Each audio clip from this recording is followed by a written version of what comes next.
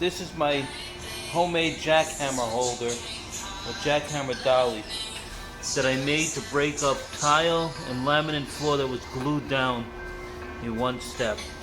Basically, you have two steel angles on either side, wood attached, and a jackhammer. This is a Japanese or Chinese jackhammer. 100 bucks on eBay. Okay.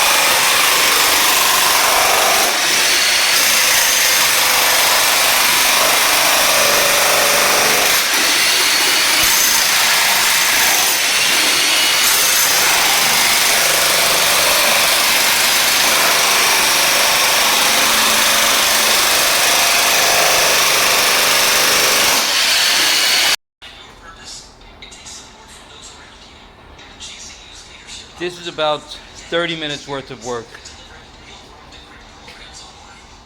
compared to taking a lot longer. Okay. 2 layers of floor gone in a few hours thanks to this thing.